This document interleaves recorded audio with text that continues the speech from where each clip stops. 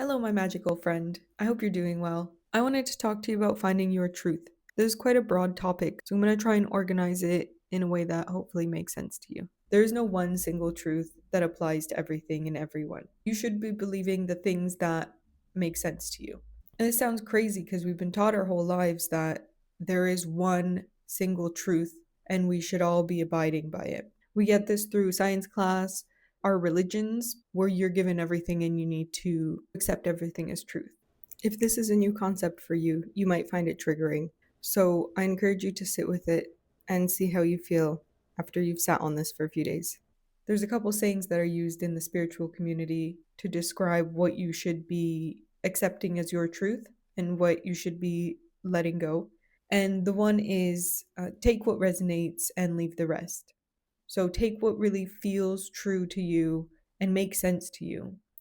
And everything else, that's just not for you. That might be for someone else. It doesn't mean that you should throw away the entire message. There's nuggets of wisdom in everything. So take those nuggets of wisdom and forget about the rest.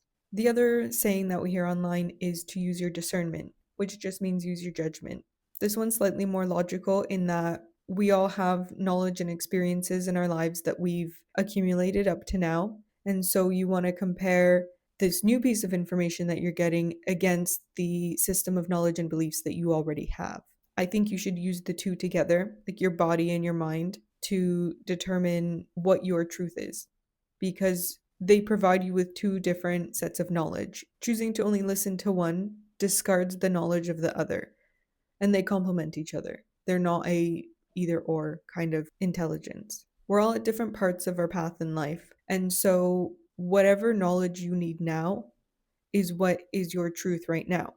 You might listen to the same piece of knowledge 2 years from now, and different things will resonate for you. Just because something doesn't make sense to you now doesn't mean it's useless or untrue, but what it means is it's not part of your truth right now.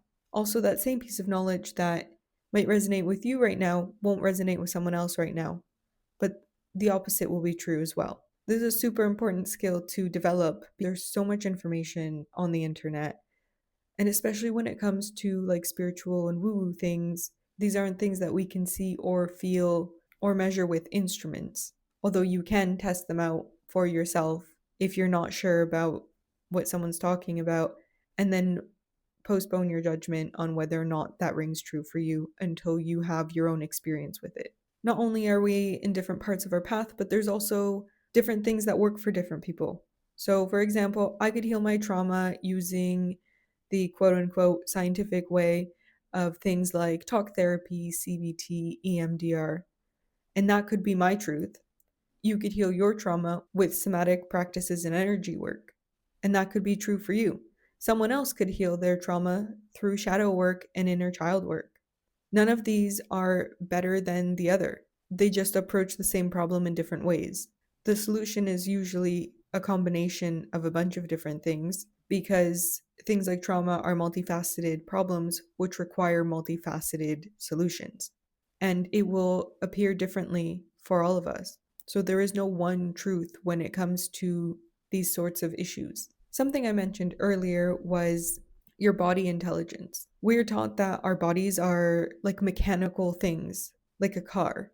You can open it up, take it apart, replace bits, tune things up, but our bodies are so much more intelligent than that. Your body is your compass. It has its own knowledge, its own wisdom.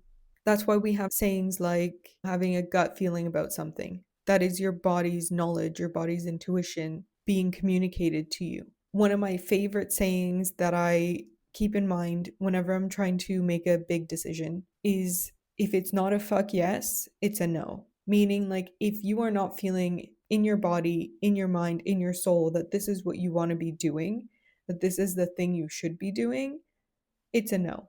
Because we view our bodies as like machines, we've been disconnected from them. So we need to reconnect to our bodies. Part of our body's intelligence is energy. We are energetic beings. We have an energetic field, and our bodies react to different energies around us. We can feel if someone resonates. Like, think about when you met someone and you guys just hit it off like that. There's an energetic matchup there. And then some people you meet and you just don't like them. This is the intelligence of your energetic field. We've been raised and we live in a society that values logic over everything. And so we've been cut off from our bodies by only listening to our mind. Listening to your body is a skill. It takes getting reacquainted with your body through moments of stillness. You can do things like meditation, yoga, going for a walk, breath work, or just sitting in silence. The point is to focus on the physical sensations in your body rather than the thoughts that are in your head. The best way that I found to do this is to literally sit with my emotions. Think about the thing that's bothering me or the negative experience that I've been through and just let myself feel the emotions that I was unable to feel in that moment. This may involve crying, screaming, stomping my feet, punching a pillow, or self-soothing. The only way to get the emotion out of your body is to go through it, is by feeling it. Because any emotions and experiences that you don't deal with will sit in your body until you do. And so if you don't take time out to listen and move through these emotions and experiences, you're just going to accumulate them. I also wanted to talk about teachers and guides, which I think are kind of the same thing. There is a lot of overlap for sure. Basically, anyone can be your teacher. When you are triggered, that's that person teaching you something about yourself. That's that person or situation pointing at something within you that you need to work on or address. Also, people who you get excited about or are inspired by are meant to point you towards something that you should look further into and explore. A huge example of teachers that trigger you are soulmates, which is not normally what we think of when it comes to soulmates. First of all, soulmates aren't just romantic partners. Like, I think my brother is one of my soulmates, and we triggered the absolute shit out of each other. Now that we've had some time apart, I've had time to reflect and see all the ways that he triggered me and all the things that he was teaching me through that.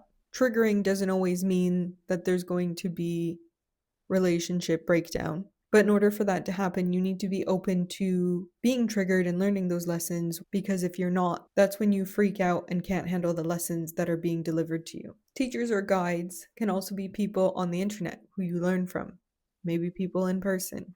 The people that you're meant to learn from, you will automatically resonate with. Things like someone will say something and it'll be like, oh my God, that makes so much sense. And you're excited to hear more of what they have to say. You'll just be drawn to them. Everyone has different teachers. You could have two different teachers deliver the same message, but I will resonate with one and not with the other. It's because one person's supposed to be my teacher and not the other. And the same goes for your friends. One of your friends might absolutely love this podcaster. And then you listen to them and you're like, actually, I find them really annoying.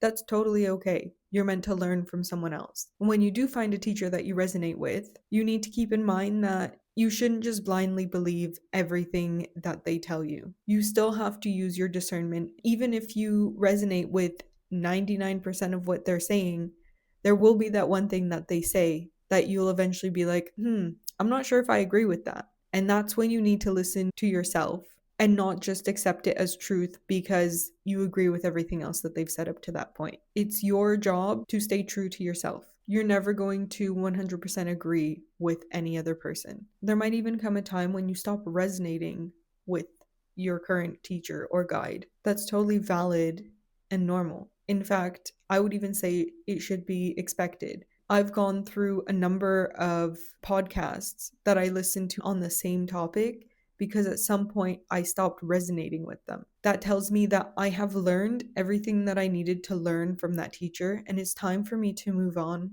and to find someone else. Maybe someone who takes the teachings a step further or who says things a different way so that I can get a better understanding of that thing. Or maybe I'm ready to learn something new that first teacher couldn't teach me. Obviously, you can have multiple teachers at the same time, but I think outgrowing a teacher and what they're teaching is totally normal. So don't feel like you owe them loyalty or that because you've been listening to them for so long and that you've resonated with them so strongly that you need to stick around, because all you're doing is stunting your own growth. You're holding yourself back at that point. I hope that made sense to you.